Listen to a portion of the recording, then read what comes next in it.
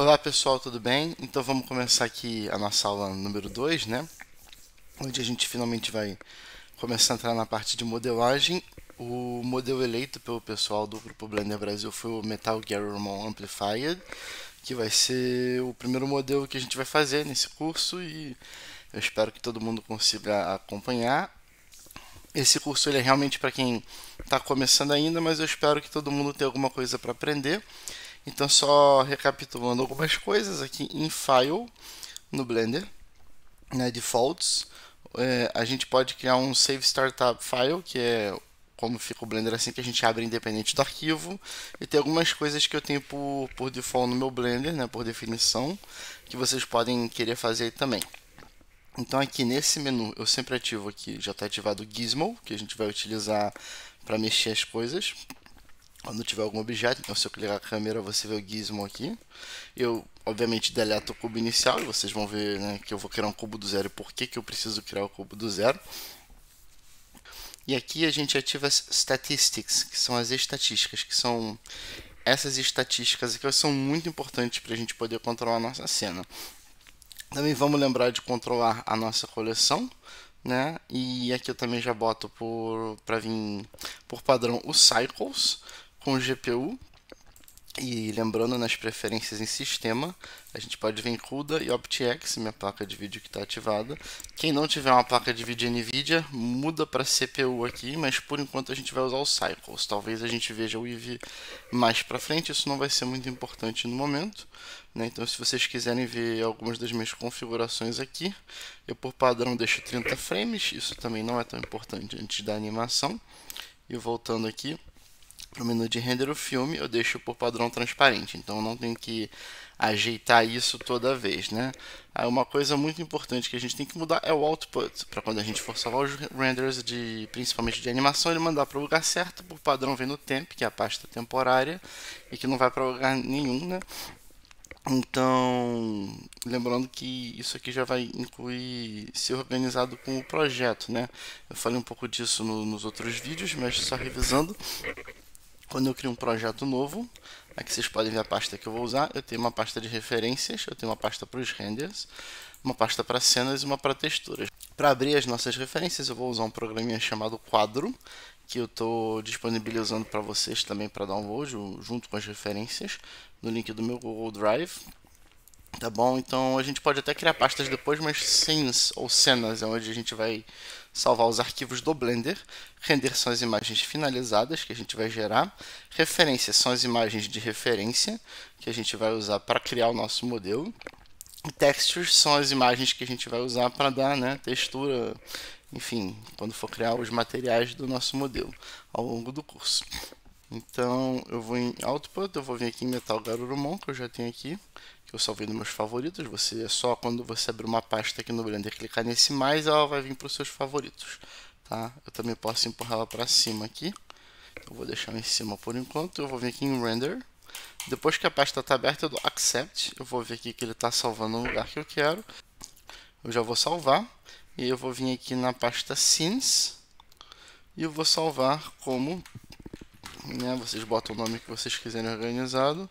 Eu vou colocar como M Garurumon Amp, que é o Amplified 01. É um nome um pouco grande, vocês podem só colocar Garurumon 1, alguma coisa assim. E a cada alguns segundos, cada poucas coisas que eu faço, eu geralmente vou salvando 02, 03, 04. Isso porque se a gente fizer alguma besteira, é fácil voltar para um arquivo anterior, às vezes importar um objeto que estava sem a besteira, chegar onde a gente quer mais rápido do que refazer certas coisas do zero. Eu recomendo muito. Claro que a cada X versões você pode deletar, né, as versões antigas e deixar as 5 mais recentes. Eu costumo chegar sempre em 70, 100, porque eu salvo toda hora, né? A gente precisa de referências, né? E como eu falei, esse vai ser um curso um pouco diferente, onde a gente não vai ter aquelas referências padrões de pegar a imagem de frente, de lado, de costas e jogar no Blender e tentar modelar por cima. E os motivos disso são alguns. O primeiro E mais importante é que no mundo real nem sempre você vai ter essas referências, nem num trabalho profissional. Você não pode chegar para qualquer cliente, principalmente quem está começando e vai pegar um trabalho menor, e dizer para o cliente: se vira, se você não me arrumar essas 3 imagens, eu não tenho como fazer. Ou então você tem que contratar um desenhista, ou seu cliente tem que contratar um desenhista, né? A não ser que você saiba desenhar, mas mesmo assim você vai gastar o seu tempo desenhando todas as 3 vistas, né? Então, o primeiro motivo é que, sendo realista, você não pode deixar de modelar alguma coisa que você queira só porque você não achou exatamente os blueprints, né, que chama as plantas baixas, com as vistas de cima lá do frente, né? Se achar uma delas, às vezes acha duas, às vezes não acha nenhuma. Então, e outro motivo importante de não usar essas referências é a questão da perspectiva. Eu vejo que muita gente, principalmente iniciante de modelagem, não tem noções de anatomia, de perspectiva, né? Anatomia no caso orgânico, mas não geral. E essas imagens retas ortogonais geralmente também não ajudam. Então eu quero ensinar vocês a modelar de uma forma que vai ensinar vocês a realmente aprender, né? A desenvolver esse senso de perspectiva, a como criar as referências, como se utilizar de referências em perspectiva, como que a gente vai fazer então sem esse método, certo? Então, abrindo aqui a pasta References, vocês vão ver essas referências, elas estão disponíveis para vocês para download no link na descrição do vídeo, tá bom? Vocês vão ver que tem várias imagens aqui, em vez de ter 3, 4, eu tenho 74 imagens para vocês e um arquivo de texto, que vai ser muito importante, que é um grande favor que eu já fiz para vocês também. Então vamos lá. Primeiro, se a gente abrir aqui a 00A, a primeira imagem, você vai ver que tem um meter scale. Isso aqui é uma imagem oficial, tá bom? Com o tamanho dos Digimons da primeira temporada. E como a gente vai fazer um Metal Garurumon Amplified, que é esse aqui, ou uma versão desse no caso, ele vai ter o mesmo tamanho. E vocês vão ver que ele tem aqui um pouco menos de 2 metros, chegando aqui, né? A gente vai fazendo um pouquinho maior do que isso, que a gente pode ver na próxima imagem, que uma boa alma, né? Depois eu posso dar os créditos, mas eu botei o site deles aqui. Ele fez esse site size.digimoncar.dev, que ele tentou, usando todas as imagens possíveis da internet, criar as melhores referências possíveis para Digimons, né? Pra gente chegar no tamanho aproximado dos Digimons. E aqui eu tenho aquela mesma imagem anterior do Metal Garurumon, e essa aqui que é mais moderna. Então, como essa aqui é mais curvada, essa aqui ele está mais ereto, eu vou tomar essa como base. E aqui a gente vê que ele fica, né, aqui mais ou menos um pouco abaixo de 2 metros, e a asa passa um pouquinho quando está para cima, mas as nas nossas referências estão retas. Então eu fiz um cálculo para a gente modelar a altura dele, contando com a cabeça, contando com a parte de trás, de até um pouco abaixo de 2 metros, né? E como é que eu fiz isso?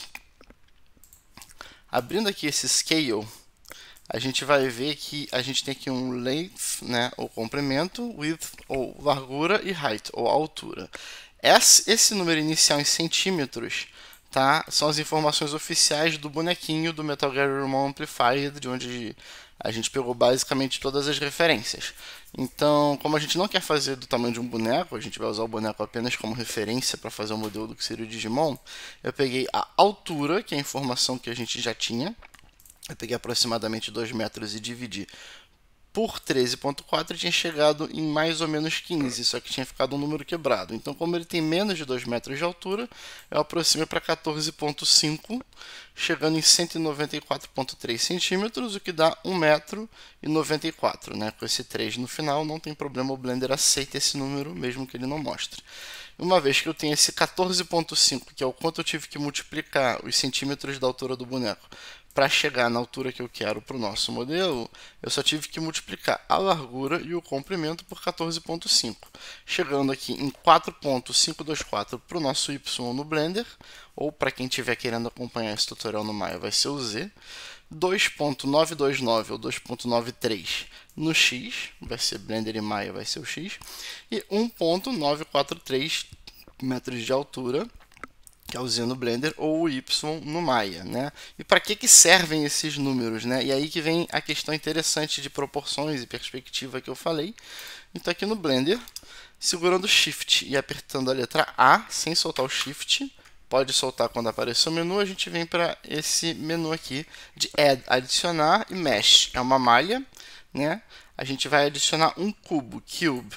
Ah, então por que você não usou o cubo inicial, Gabriel? Porque quando a gente cria um cubo do zero, ele vem com essa opção aqui, add cube. E aqui eu já posso botar um valor inicial da altura. Ele vem aqui por 2 metros, eu posso editar isso depois, mas tem várias coisas que você pode editar desde o começo, alinhar. Então é bacana criar por aqui. Por acaso ele já está aqui com 2 metros de altura, porque eu tinha criado recentemente um por padrão. Aí pode estar 1, pode estar 3, então é bom conferir. 2 metros é um valor inicial bom. E agora em dimensões aqui, dimensions, a gente só vai copiar aqueles valores. Então aqui o meu primeiro valor na verdade é o y, eu só preciso copiar o número sem o m, porque ele já está em metros. E eu vou colocar meu y aqui. O meu x, então, como vocês estão vendo, eu realmente fiz um certo favor para vocês não terem que fazer essa matemática toda. E o meu z. Tá? Então, esse cubo aqui, ele vai ter as dimensões da nossa referência, né? Ele vai ser a nossa referência de tamanho.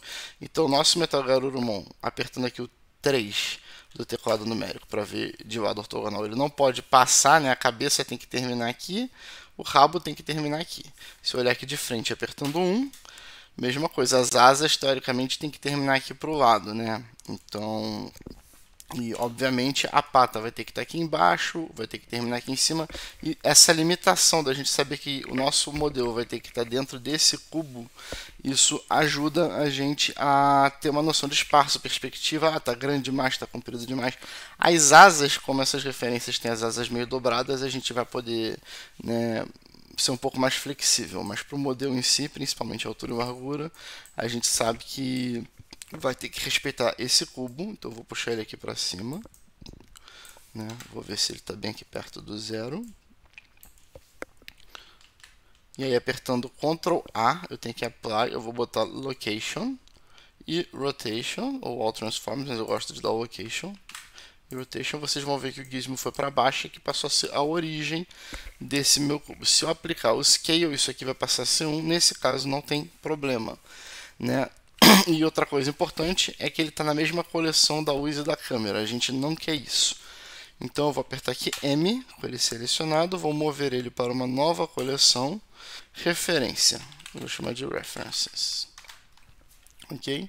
A gente só tem esse cubo. A coleção de câmera e luz eu vou mudar para environment, que significa ambiente, né? Recapitulando. E eu quero manter só câmera e luzes aqui. Eu também posso, recapitulando aqui, né, vir em filtros e ativar essas opções para eu poder selecionar as coisas. Eu falei isso na aula passada, é muito importante deixar habilitado. E aqui na luz eu vou desativar a seleção. E eu também não quero selecionar a câmera sem querer. Então agora ambos continuam visíveis, mas eu não posso clicar a não ser que eu selecione direto por aqui. Tá bom? Então, selecionando o nosso cubo, ele está aqui. Esse vai ser meu General Ref, que é a minha referência geral, tá bom? Eu vou vir aqui em Object Properties, nesse menu, Viewport Display, Display as Wire, tá bom? Para ele ficar só wireframe, e eu vou tirar a seleção dele. Então agora a gente tem esse wireframe, essa caixa que a gente não seleciona, mas que ela mostra pra gente, né, os limites das dimensões que a gente quer. Então agora a gente vai abrir o quadro, que é o programinha de referências que a gente vai usar. Ele também está incluído aí no pacotinho de downloads, que está na descrição do vídeo junto com as referências para vocês. E aí quando vocês abrem o quadro, vocês vão ver, né, a rodinha azul do mouse e vão ver que nada aconteceu. Só que aí se vocês clicarem nessa setinha aqui, perto da caixa de som, do relógio, né, vocês vão ver que ele aparece aqui, esse quadradinho aqui, cadê? Tá vendo?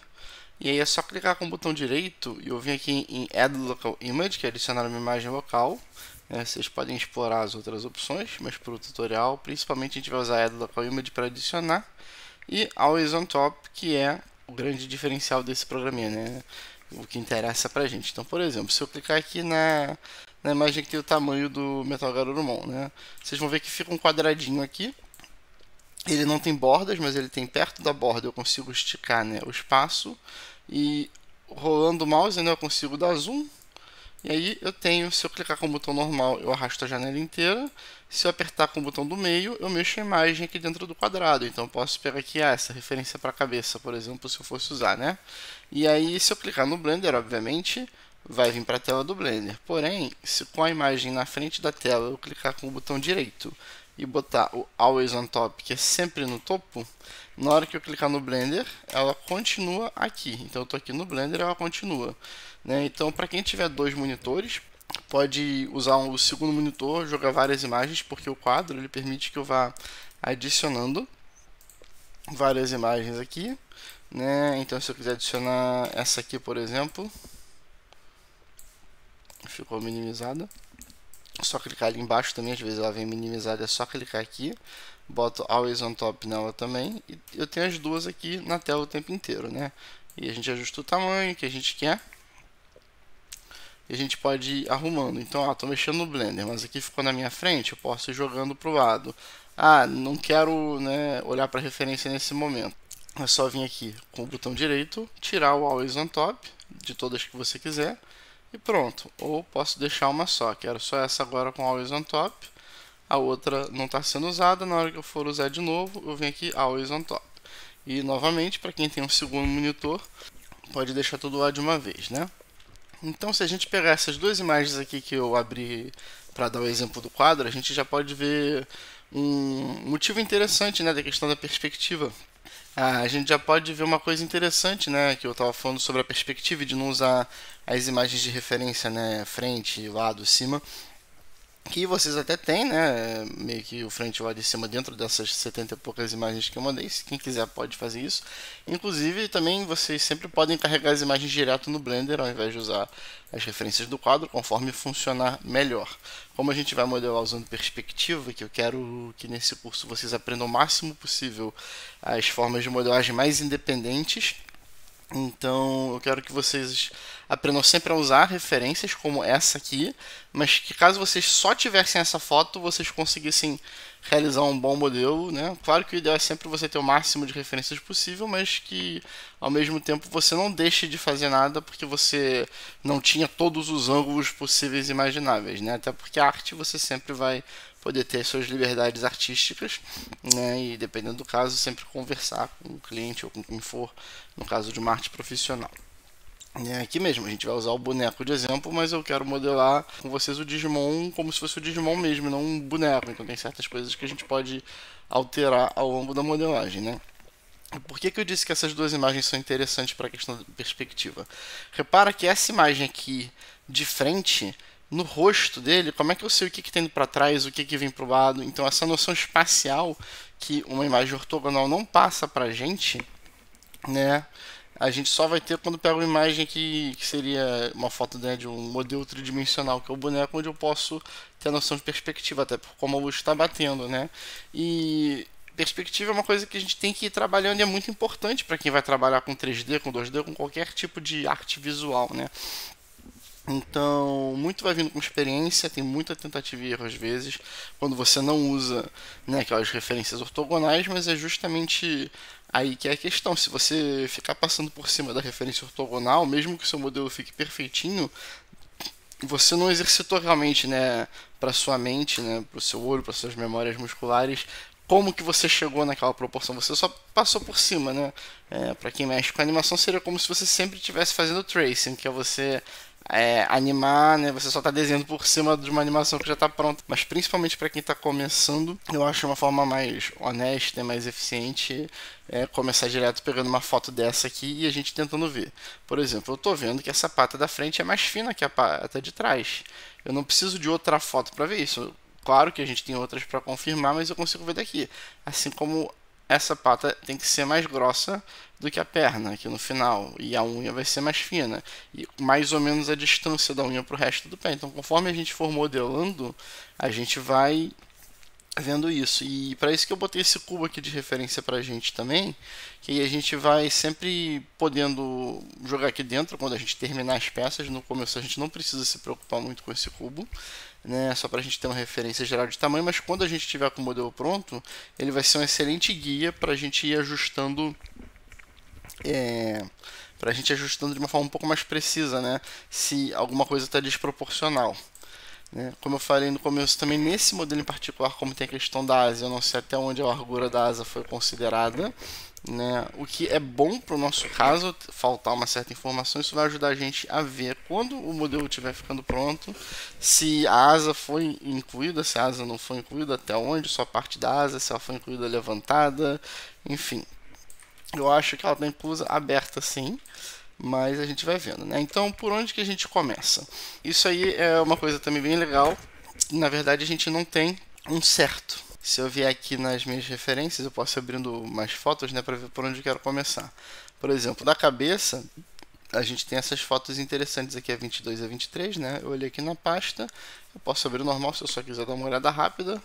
Eu posso abrir direto no quadro. Então, para a gente explorar mais rapidamente e ver o que vai abrir, pode olhar aqui. Aqui, por exemplo, né, tem o manual das peças. Aqui, se eu vier para outra aqui do manual também. Se eu vier para outra aqui do manual, dá para ver mais um pouco de tudo que é ângulo, né? Então aqui eu posso ver os detalhes da pata. Eu realmente procurei pegar tudo que é foto. Vocês vão ver que certas fotos aqui foram tiradas de um vídeo, né? Então aqui dá pra gente ver em cima, embaixo, né? Ele é difícil de pegar essa parte amarela de baixo, então eu também peguei aqui essa foto que a gente vai poder usar para saber o que tem aqui embaixo. E finalmente chegando em por onde a gente começa por onde a gente quiser. Então, quem quiser, por exemplo, acompanhar, eu vou começar pela cabeça, pode pegar essas fotos aqui para pegar um pouco da referência da forma da cabeça. Eu vou abrir ela no quadro pra gente, que é a 22. Então vou vir aqui, botão direito, adicionar imagem local, 22. Pronto, ela está aqui pra gente. Lembrando, eu posso esticar aqui, diminuir com o botão do mouse, dar zoom, tirar, né? Eu acho que aqui vai ser legal. Para começar, ou pode usar aqui mesmo, tá bem separadinhas as formas, então nem sempre a gente vai ter uma referência tão legal. Mesmo que a gente não use ortogonal, mas a gente dá para ter uma noção de onde é que começa o pescoço, o que são as peças da cabeça separadas, essa asinha, né? E eu tô gravando em tempo real, eu vou provavelmente cometer erros, tem coisas que eu vou editar, tem coisas que eu vou deixar vocês verem para aprender também, às vezes é bacana deixar alguns erros, e eu vou postando conforme eu for gravando, né? Então não é como se eu já tivesse o curso todo pronto e fosse postando aos poucos. Quando eu tiver pronto, se eu tivesse tudo pronto, eu já postava tudo de uma vez para vocês. O objetivo é ir, conforme forem passando as aulas, eu ir recebendo feedback de quem está acompanhando e sabendo, né, se o ritmo tá bom, se vocês querem que acelere mais, se tá com muita teoria, né? A teoria eu não vou tirar, porque é justamente o que é para ser o diferencial desse curso, mas se quiserem que eu acelere um pouco, se quiserem que eu vá na verdade mais devagar, se quiserem que eu explique mais ainda certas coisas do Blender para vocês, né? Sobre as ferramentas, conforme eu falei, a gente vai vendo conforme for usando, porque a melhor forma de aprender é na prática. Não adianta decorar todos os menus se não souber como, quando e onde e por que usar, né? Obviamente essas partes de dentro da cabeça a gente não precisa fazer. Isso aqui é só para a gente ter referência da forma mesmo, porque a nossa cabeça vai ser fechada, já que a gente não está modelando o boneco. Claro, quem quiser tentar modelar exatamente igual o boneco, peça a peça para imprimir, também é uma opção para galera mais avançada. Mas eu quero realmente que esse curso tenha novidades para quem sabe um pouco mais, só que também não deixe para trás quem nunca abriu o Blender, né? A ideia é justamente mostrar que isso aqui é um trabalho de iniciante, né? Então, isso aqui já dá para começar com isso, né? Com um boneco desse que aparentemente é complicado. Então eu vou tirar essa imagem aqui, botão direito Close, puxar essa aqui que a gente vai usar daqui a pouco, né? E como é que a gente começa? Qualquer modelo em 3D. Quando você tem uma forma mais complexa, e por isso que eu quis começar, para quem é iniciante com formas mais complexas, você tem que fazer o que a gente chama de breakdown, que é basicamente você ir desconstruindo em formas mais simples. Então, por exemplo, se eu der zoom aqui, arrastando com o botão do meio, o que é o nariz? Tem gente que pode querer começar com um cilindro, tem gente que pode querer começar com um cubo, vai ser o meu caso provavelmente. Então aqui eu posso pegar um cubo, eu sei que eu posso puxar esses dentes de cima, são outros dois cubos. E por que são outros dois cubos? Porque eu estou vendo uma separação aqui, dá para fazer conectado e fazer um extrude para dentro, tem muitas técnicas certas, né? Eu não vou dizer que não tem certo e errado, porque tem muita coisa errada assim no 3D, mas dá pra eu fazer com o Extrude simular esse cortezinho, ou posso fazer com peças separadas, tá? A gente vai ver conforme for fazendo. Essa parte da frente do nariz a gente vai fazer esse detalhe na modelagem, mas ele também poderia ser feito com textura, depende da resolução que você quer para o seu boneco. Aqui também, eu já estou vendo que isso é um outro cubo que pode ir encaixando em cima. Aqui eu consigo ver que tem uma curvaturazinha, ele não é reto essa parte da frente. Aqui vem a questão da perspectiva que eu falei que é importante. Isso a gente vai pegando com o tempo. Então aqui, né, essa curvatura, como é que faz? E vocês também, vocês podem ficar à vontade em casa para ir abrindo todas as imagens, pausando o vídeo, voltando, verificando. A gente começando pela cabeça, a gente vê aqui embaixo como é que eu vou fazer essa parte branca. A língua é separada? Sim, a língua é separada. Esses dentes de baixo eles já parecem ser parte dessa peça branca, diferente desses azuis aqui da frente, né? Então isso é uma coisa também importante de reparar no 3D. Quando que você vai fazer uma peça separada e quando que você vai fazer junto. Eu particularmente muitas vezes acabo fazendo, né, aqui uma peça só, né, que onde eu falei que podia fazer separado, eu faço essa opção de fato de botar um cortezinho com o edge loop, que vocês vão ver como é que faz para deixar uma marcação chamada de crease, né, como se fosse um crease, que é uma coisinha mais funda. Aqui também para dar esse detalhe na modelagem, já que eu trabalho muito com Subdivision, apesar disso aqui não ser um modelo exatamente orgânico, né? Então aqui, por exemplo, quando chegar aqui, isso aqui poderia ser um cilindro, mas também pode ser um cubo adequadamente subdividido. Então, para a geometria inicial não tem certo e errado, mas tem o que vai ser mais eficiente. Já para essa peça da cabeça, isso aqui é mais complexo, né? Como é que a gente começa por aqui?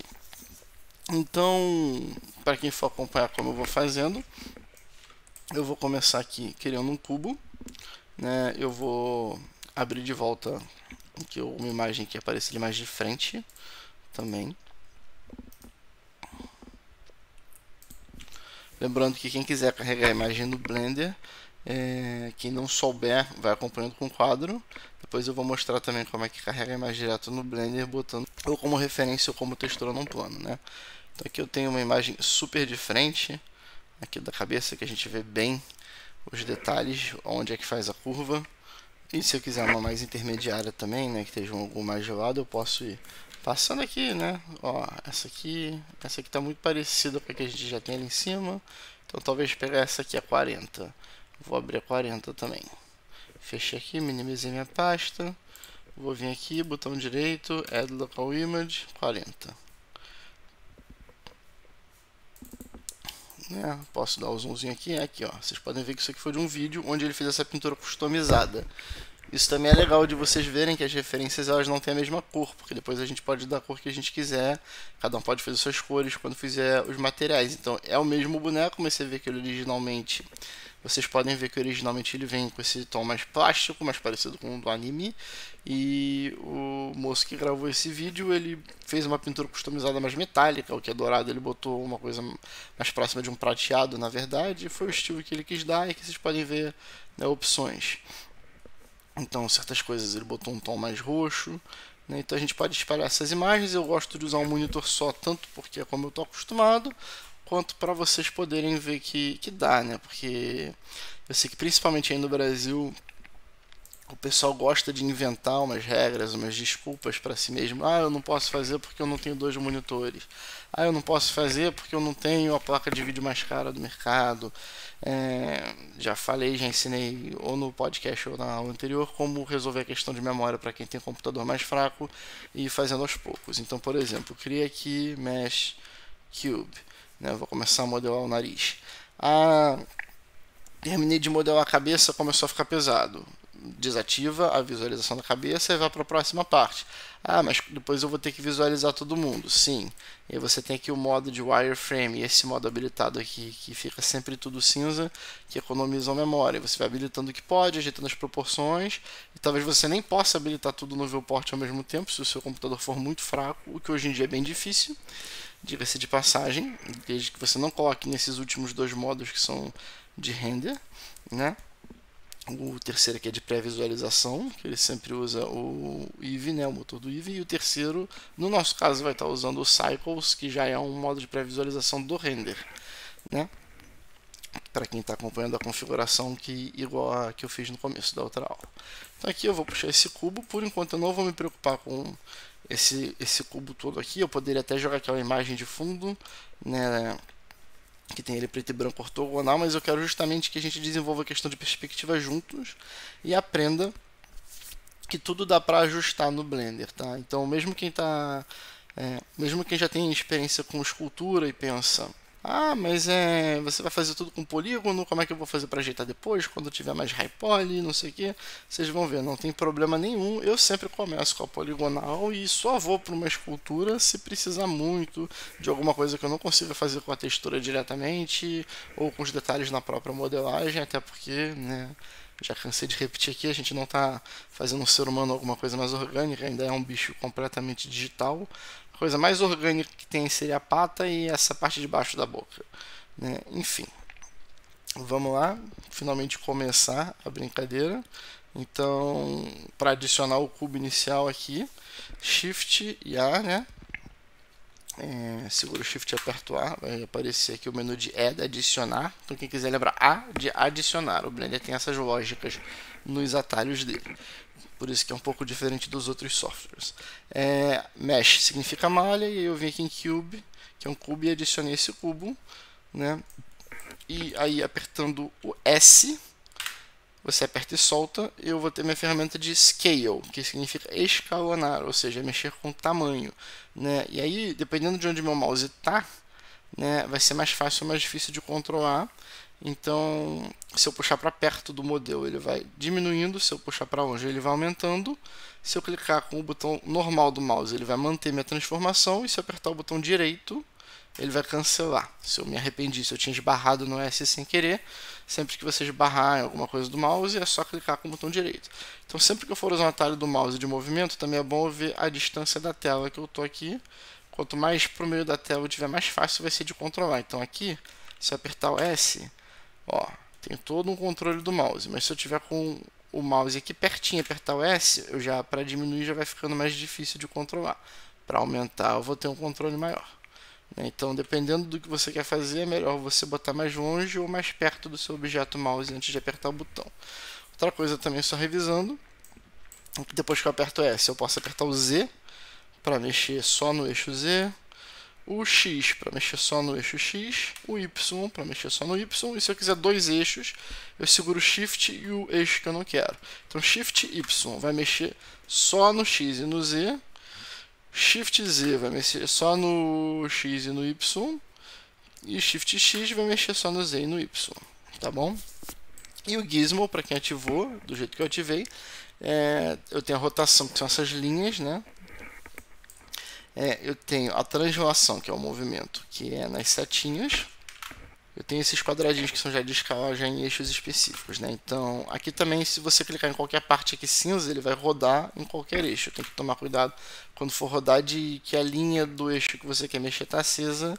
E mesmo assim tem perigo de um negócio chamado Gimbal Lock. Usando esse tipo de rotação, é melhor apertar o R e girar, ou vir aqui no objeto e ir rodando por aqui. Isso pode parecer chato, mas vai ser muito mais preciso e vai evitar problemas depois para quem for mexer com a animação.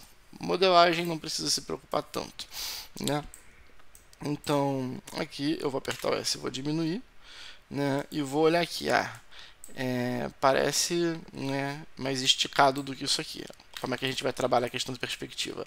Esse cubo está parecendo com esse primeiro cubo aqui? Não, nem um pouco, né? Então eu tenho que esticar aqui. Aqui talvez já seja um bom começo. Ah, mas ele está muito alto. Eu sei que ele está exatamente perfeito igual àquela proporção? Não. E eu posso ajustar depois. Outra coisa que eu consigo perceber é que na frente ele é maior do que atrás. Então apertando Tab para entrar no modo de edição, vai vir com tudo selecionado. Eu vou clicar fora do cubo para desselecionar, apertando o botão 3 do teclado normal em cima da letra E. Eu vou entrar no modo de faces, e aí eu seleciono a face aqui de trás, aperto o S, solto, né, e vai entrar naquele modo de escalonar que a gente usou, só que só para cá. Então eu vou diminuir bem pouquinho aqui.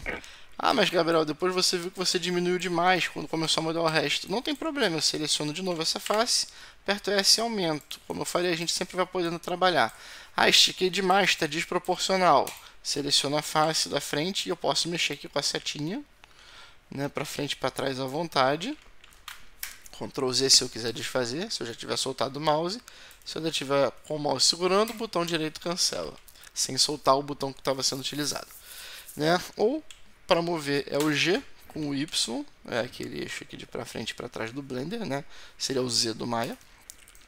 Então aqui eu comecei esse modelo do nariz. E no começo a gente faz um processo chamado blocagem, tá? Que basicamente eu vou fazer formas mais brutas, digamos, só para eu poder achar as formas iniciais. Depois eu vou trabalhar a proporção dessas formas brutas.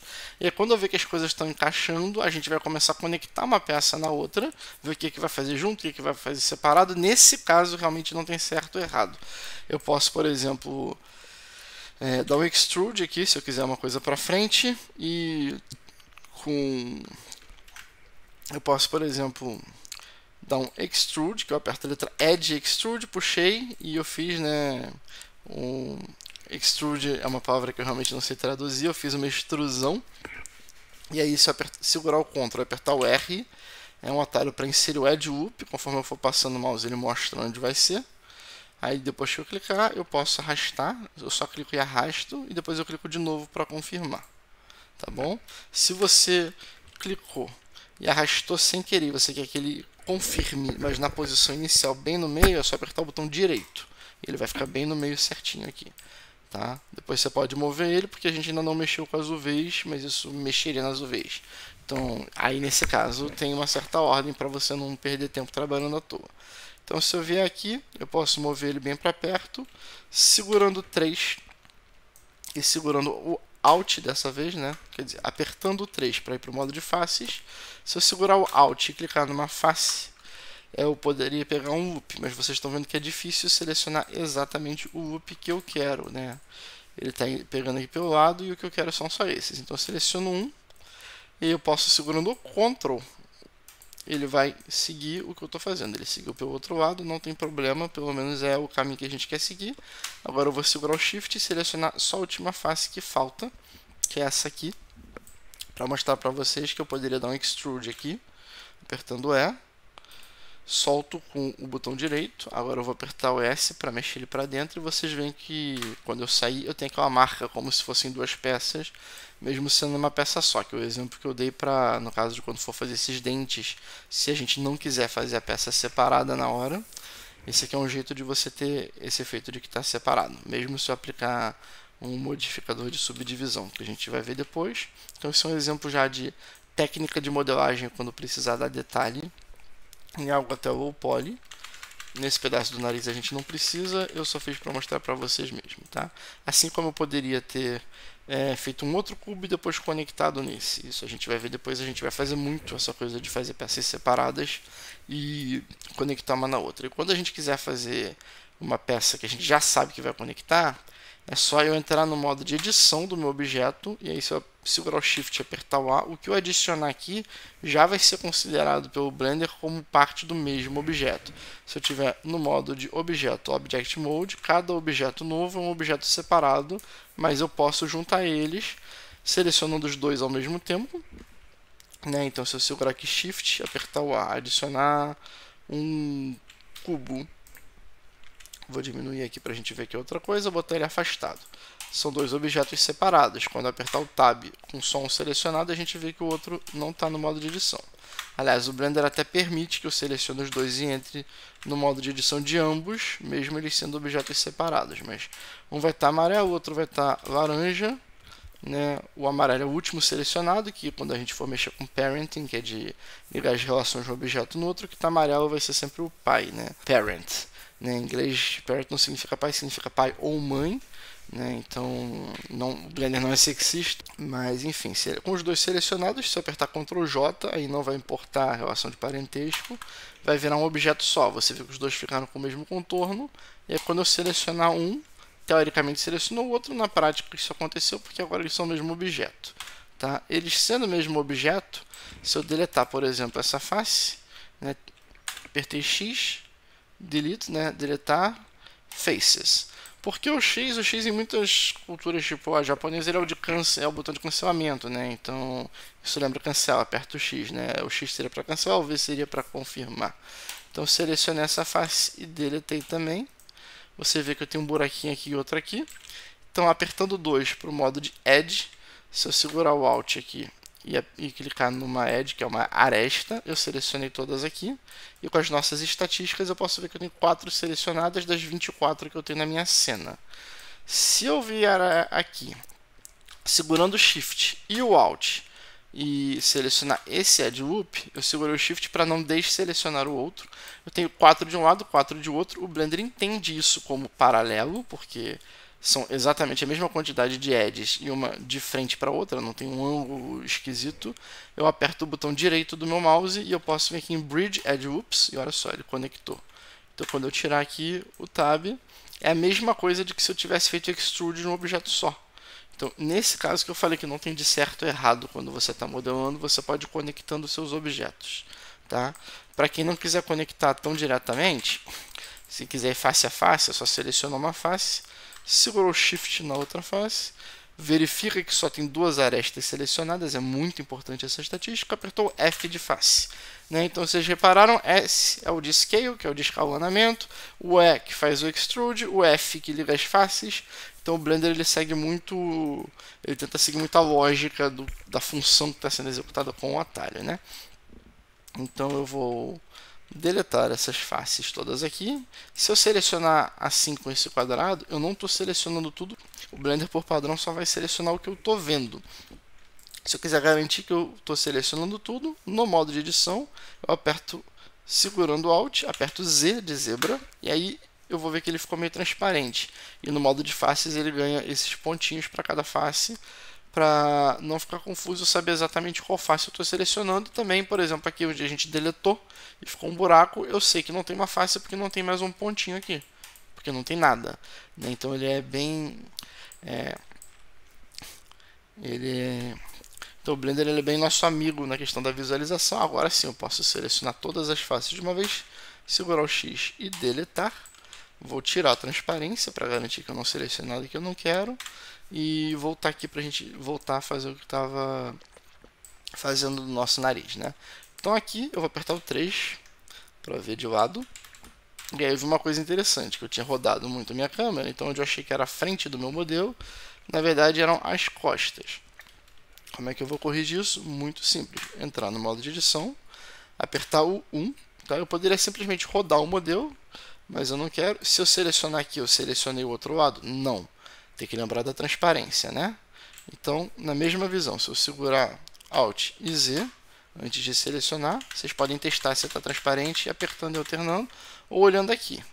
Tá? Sem a transparência que vai estar desabilitado. Aliás, quem não quiser usar atalho, pode vir aqui e clicar. Eu gosto muito da gente trabalhar com atalhos porque a gente foca em executar arte, não fica se preocupando em achar os botões onde é que está o que. Né? Depois de um tempo os atalhos vão virando meio que memória muscular. Então agora eu vou inverter, eu vou aumentar aqui, diminuir aqui. Voltando aqui para a perspectiva, né? Clicando com o botão do meio arrastando, vou tirar minha transparência que eu vi que estava ativada. Aí dessa vez eu vou deletar essa face, X, Faces, e do outro lado, né? Vou número 2, modo de arestas, cliquei na primeira aresta, cliquei na segunda, apertei o F. Né? Pergunta que quem já mexeu um pouco com 3D pode ter, mas ele realmente conectou tudo? Sim. Quer ter certeza? Aperta o 1 para selecionar os vértices, seleciona qualquer um e puxa. Se você vê que veio tudo junto, é porque está funcionando, principalmente com a transparência ativa. Se algo não tivesse conectado, você ia conseguir ver agora. Tá bom? Então, aqui seria essa primeira peça do nariz aqui. Vou ver de cima agora como é que está ficando. Isso aqui vai ser o meu lado esquerdo do personagem, que é o nosso lado direito da tela. Vou apertar o Tab, ativando o modo de transparência. E eu estou no 1, que é o modo de vértice. Também pode ver aqui, vértice, Edge ou aresta e faces ou faces. Tá? Vértices, selecionei tudo. Certifico que a transparência está ativada aqui, eu estou pegando todos os de baixo. E aí eu posso pegar aqui esse quadradinho vermelho ou apertar o S, E o X, que é o vermelho, vocês também depois vão se acostumando que o X é o vermelho, o Y é o verde e o Z é o azul, né? Então, quando quiser lembrar qual é o eixo que eu tenho que mexer. E aí, quando eu escalar com aqueles vértices que eu selecionei e jogar para o centro, vocês vão ver que ele vai alinhar eles, né? Então, a ferramenta de escalonamento ela também serve para alinhar os vértices. Agora eu sei que está tudo retinho aqui, eu posso até puxar mais para o meio se eu quiser, dessa linha verde geral do meu mundo do Blender. Voltando aqui para a nossa perspectiva, saio de novo da transparência, agora eu vou selecionar essa aresta aqui e vou puxar um pouquinho para trás. Outra coisa que eu estou vendo aqui é que...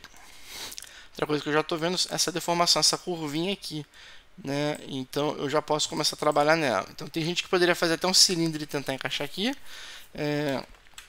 Tem várias formas corretas de se fazer isso. Eu não vou dizer que não tem várias formas corretas de chegar nos resultados que a gente quer, mas eu não vou dizer que não tem erradas, novamente, né? E também, depois dessa aula, eu quero que vocês digam se está ficando muito repetitivo, se vocês já estão cansados de saber que o 2 é para as arestas, que o 1 é para os vértices, né? Eu estou repetindo bastante, principalmente no começo, mas é claro, está no YouTube. Quem não lembrar também os atalhos que já foram mencionados, é só pausar e voltar o vídeo. Só que como os vídeos que eu faço eu sei, eu tenho consciência de que são bem grandes por causa das questões teóricas, eu também quero poupar um pouco vocês. E novamente, se alguma alma caridosa quiser anotar os tempos e me passar, eu coloco na descrição do vídeo, todo mundo vai poder achar o conteúdo que quer certinho nos capítulos do vídeo, né? Enfim, então segurando o Ctrl e apertando R, eu vou vir aqui para aquele modo de inserir, né, o Edge Loop, e eu vou inserir um aqui, vou clicar o botão direito porque eu quero ele aqui no meio, tá? Porque eu quero um só. Eu vou puxar ele um pouco para cima, porque eu estou vendo que isso aqui não é exatamente no meio. E como eu falei, a gente pode sempre ajeitando isso depois, mesmo quando tiver mais high poly.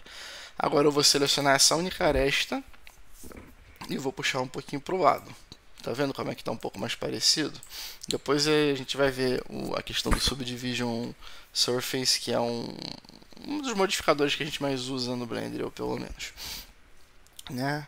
Aqui também eu estou vendo que tem mais uma divisão. Eu vou apertar Ctrl R e adicionar mais um Edge Loop aqui. E vou puxar esse aqui para cima, que eu estou vendo que não é tão retinho. Olha como é que o nosso formato já começou a ficar mais próximo. Esses detalhezinhos aqui da frente do nariz é a última coisa que a gente tem que se preocupar. Tipo, literalmente último. A gente pode fazer isso só depois que o modelo está todo pronto, se a gente quiser.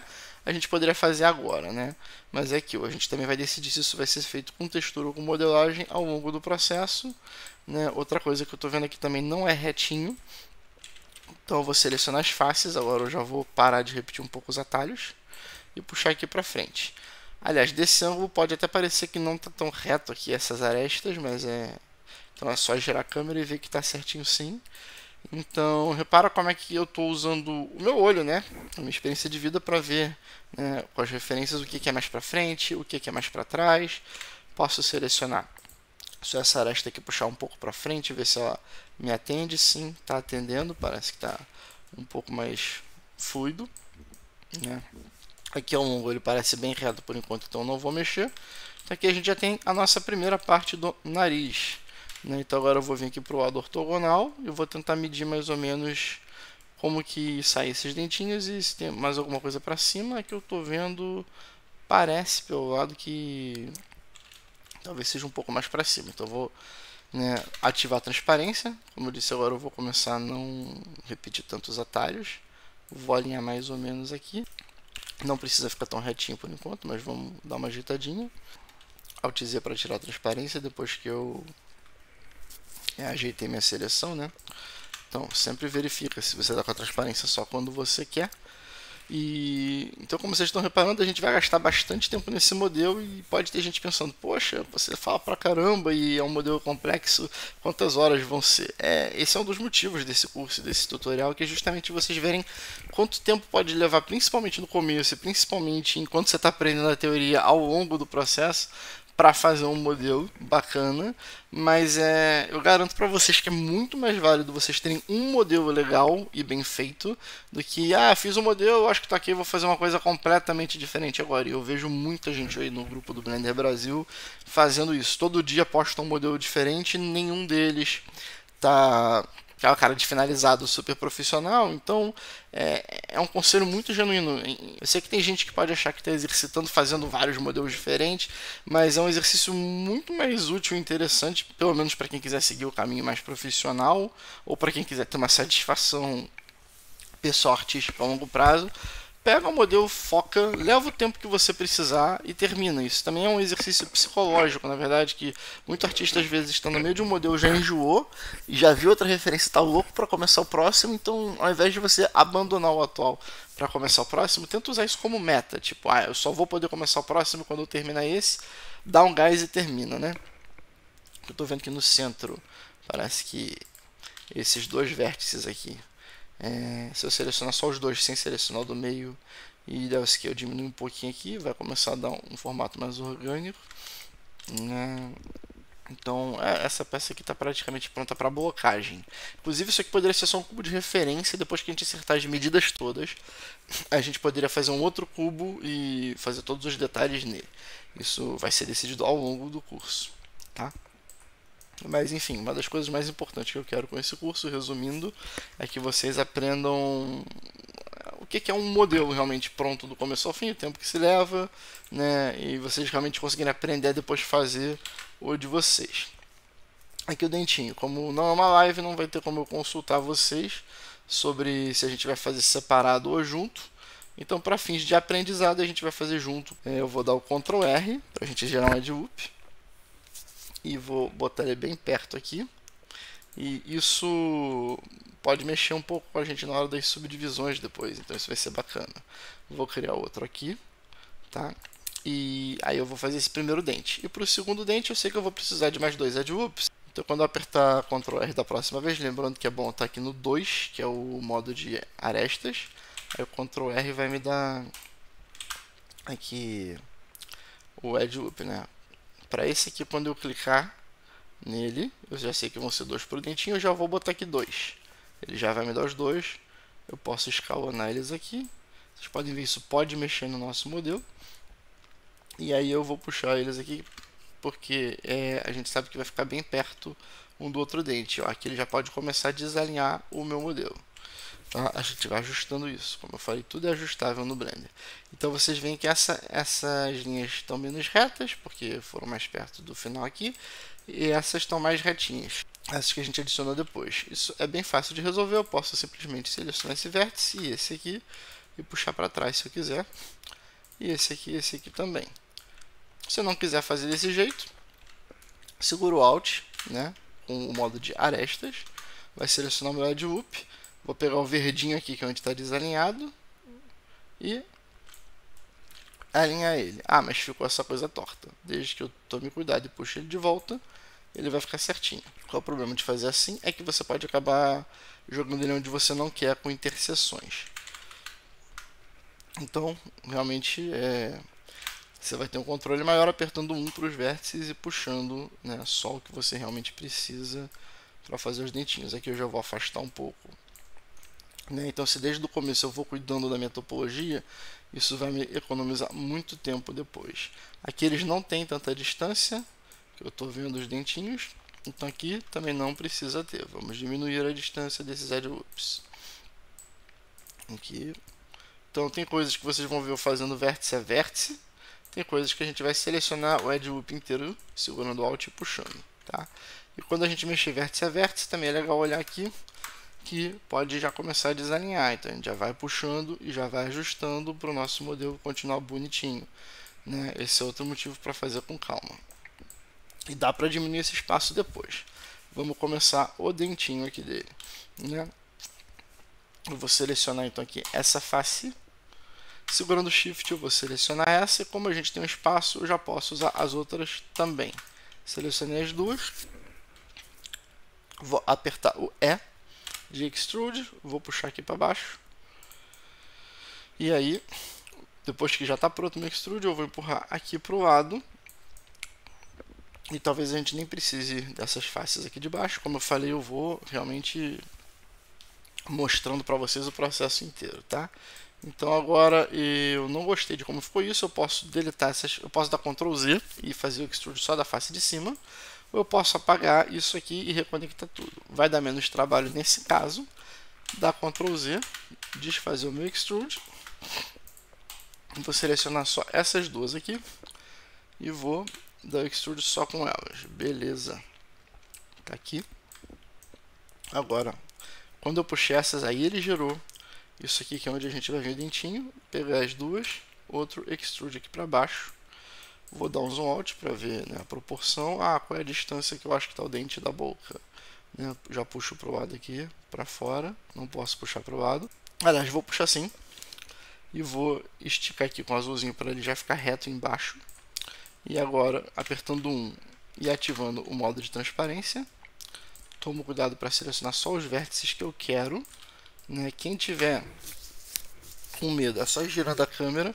Seleciona alguma coisa que não queria, segura o Ctrl e passa, né, a caixa de seleção segurando o botão esquerdo do mouse para desfazer qualquer seleção. Tiro do modo de transparência para ter uma visualização melhor. Puxo aqui para o lado. Então aqui eu já começo a ter o formato do dentinho, né? E aí a gente está vendo que o dente da frente parece ser maior do que o de trás. Nesse momento a gente pode pegar mais referências aqui que talvez que tenha de lado, onde a gente possa ver o dente mais de perto. Né? Ou até essa aqui talvez tenha. Vamos ver, aqui tem um pouquinho. Essa não está legal porque ela é do outro lado. Vamos ver essa aqui. Ó. Essa aqui eu consigo ver bem o dente. Ela é a imagem 49. Vamos adicionar ela no quadro. Então nesse momento eu não estou usando muito essa. Para mim que não tem tanto espaço de 2 monitores, eu vou fechar essa aqui. Ou até melhor do que fechar, eu só vou tirar o Always on Top para ela ser minimizada por enquanto. Vou vir aqui no quadro e vou adicionar a imagem que a gente tinha visto. Né? Não lembro se foi 52 agora. 49, foi a 49. Que aí eu consigo ver bem aqui o dentinho dele. Vou dar zoom, vou puxar com o botão do meio. Ó, aqui eu tenho uma visão legal da perspectiva do dente, que é o que interessa pra gente agora. Mesmo que seja do outro lado, melhor ainda. Lembrando, claro, de botão direito, Always on Top. Né? Aí tá aqui, se quiser eu posso tirar o Always on Top da outra para também não ficar poluído visualmente. Puxa essa aqui pra cima. Então beleza, esse dente ele passa bem para baixo. Né? Quem se perdeu agora porque eu não falei os atalhos, eu quero começar também a não repetir tanto para vocês exercitarem um pouquinho a memória.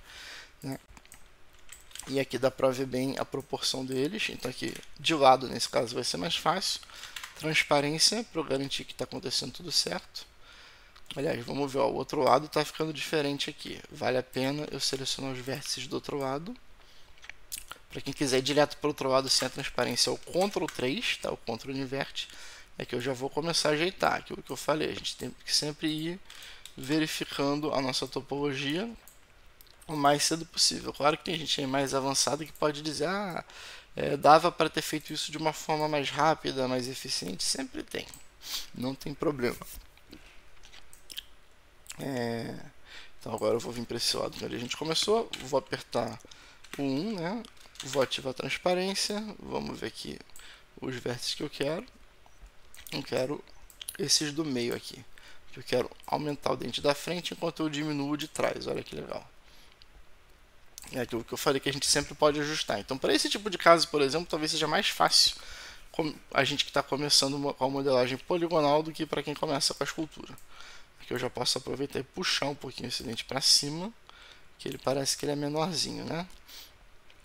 E aí, apertando S aqui, eu diminuo aqui um pouquinho ele. Fazer a mesma coisa no outro. Tá vendo como é que está confusa a visualização? Isso é a transparência. Por isso que eu sempre gosto de desativar depois que eu já selecionei. Quem também nem quiser ativar a transparência, pode selecionar aqui, girar a câmera, segura o Shift e seleciona o resto. Tá? E para quem estiver atrapalhando o Gizmo, também pode vir aqui, abaixa a setinha e desativa o que você não quiser do Gizmo.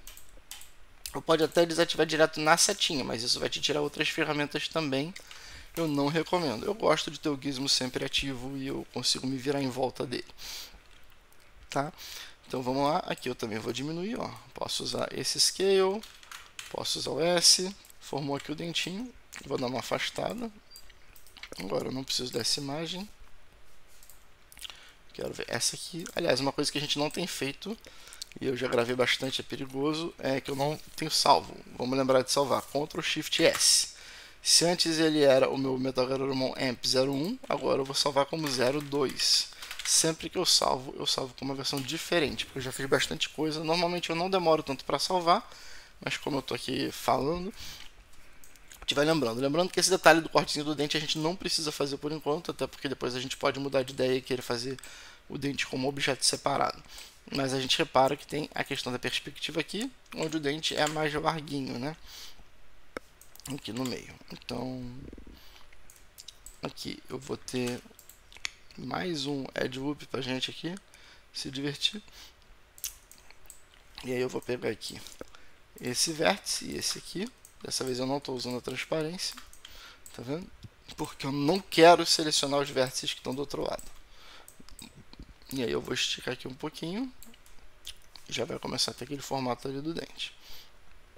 Aqui a mesma coisa. E aqui vocês vão ver por que foi bom a gente ter dado um mínimo de espaço entre um e outro para a gente poder esticar. E mesmo assim talvez tenha ficado próximo demais, mas se bem que aqui também está bem próximo.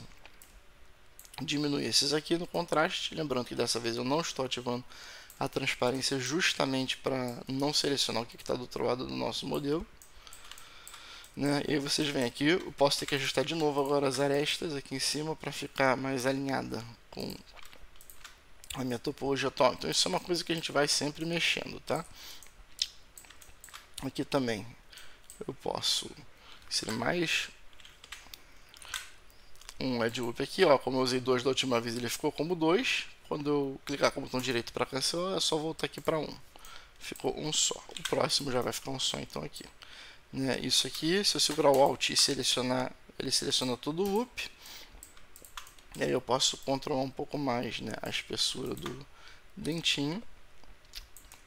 E a gente também vai fazer mais um edge loop aqui e mais um aqui para mexer nessa parte de baixo. E, novamente eu não vou usar a transparência, mas eu vou ter certeza que estou pegando os dois, porque eu não quero pegar outras partes do modelo, descer um pouquinho. Olha que legal, já temos um pouco do nosso dente. Né? E aqui essa protuberânciazinha que a gente tem, isso é facinho de resolver. A gente vai pegar o 3, propositalmente de novo sem a transparência. Vou selecionar tudo aqui. E quando a gente está no 3 é fácil saber se está com a transparência por causa dos pontinhos, lembra? Ativei, aparece os pontinhos onde tem face. Para a gente não confundir onde deletou. Selecionei esse aqui. Aqui eu vou fazer um de cada vez. Selecionei essas faces. Apertei o S, joguei um pouquinho para dentro para diminuir. Olha como é que já começou a gerar essa forma parecida, né? Ah, como é que você sabe disso? Por que você não fez um extrude de novo? Né? Isso, gente, vai vindo com a experiência. E para essa marquinha de peça separada, aí que a gente poderia lá para frente, eu vou fazer para fim de exemplo, mas eu vou desfazer. Ctrl R, fiz aqui um edge loop bem próximozinho, tá vendo aqui? Vou apertar o pontinho perto do final do teclado, entre o 0 e o Enter para focar no meu edge loop. Se eu selecionar só um loop, foco mais ainda. Aliás, outra coisa importante, tá vendo que está entrando no modelo quando eu mexo a câmera? Esse é o nosso clipping.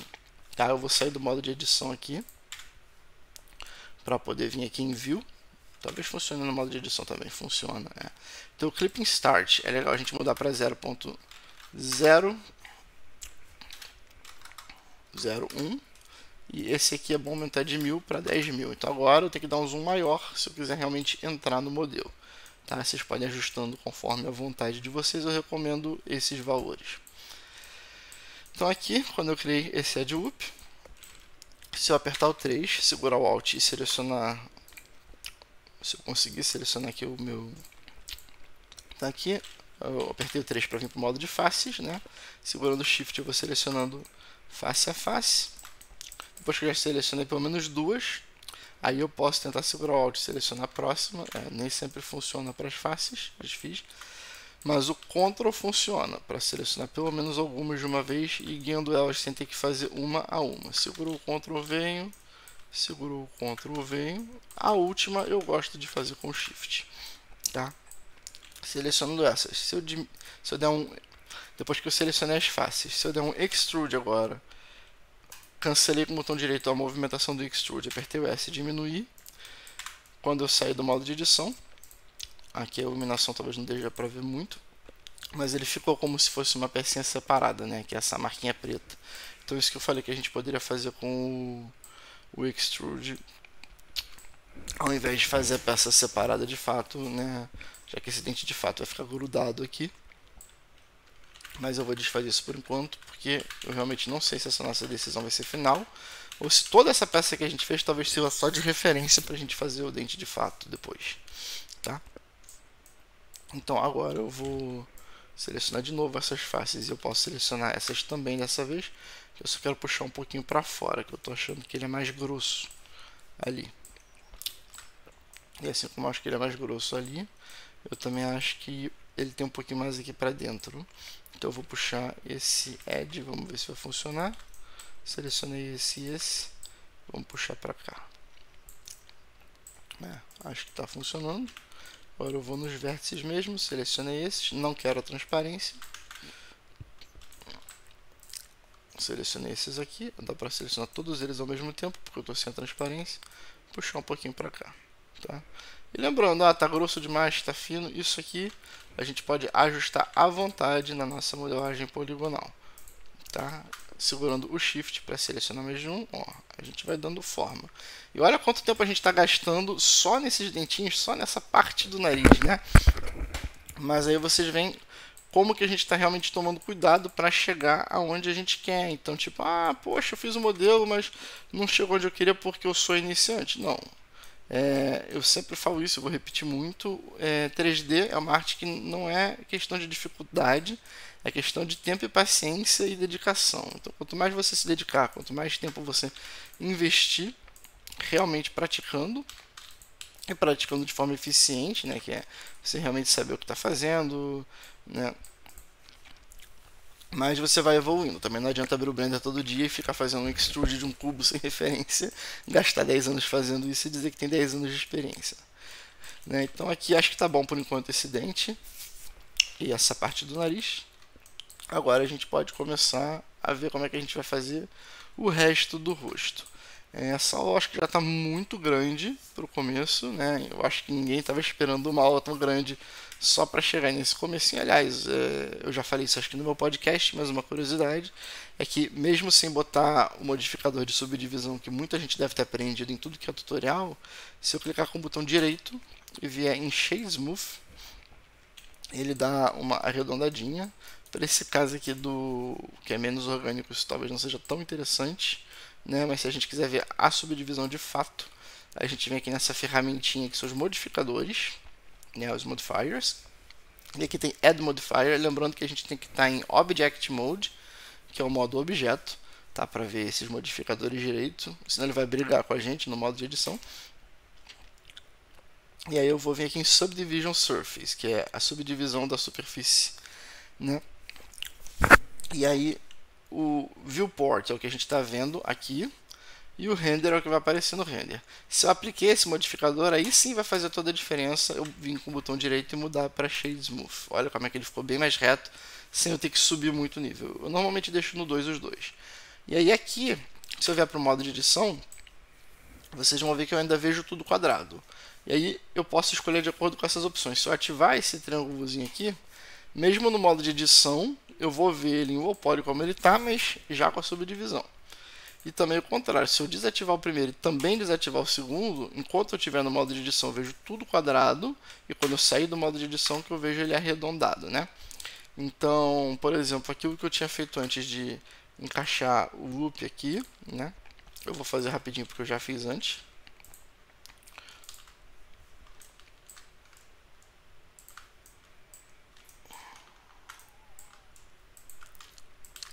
Ideal extrude e diminuir. Enquanto eu estou no modo de edição com tudo quadradinho, vocês não estão vendo muito, mas quando eu sair, vocês conseguem ver aquele vínculozinho ficando, né? Então, como vocês podem ver, para esse modelo inorgânico não fica muito legal o Subdivision por enquanto, mas se eu começar a jogar um monte de Edge Loop, por exemplo, perto das bordas, né, o que também poderia ser feito com o Bevel, mas o Bevel ele pode adicionar mais coisa do que a gente quer. O botão aqui também. Isso aqui eu vou desfazer tudo, é só para fins ilustrativos para vocês. O botão aqui embaixo. botão aqui do lado, tá?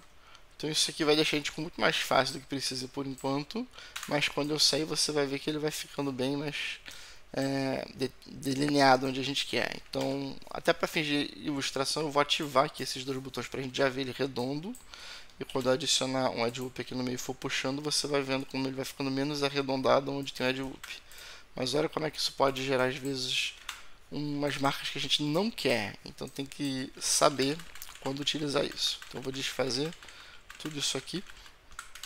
Não precisa ficar com pena. E agora eu vou tirar esse modificador que a gente realmente não vai usar ele por enquanto, né? Então eu acho que foi bastante tempo.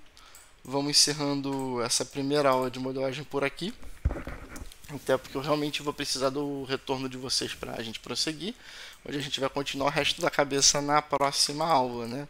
Então, espero que ninguém tenha se assustado. Lembrando, né, é para realmente já estar aberto aqui esse nariz, que a gente vai provavelmente conectar com a próxima peça da cabeça.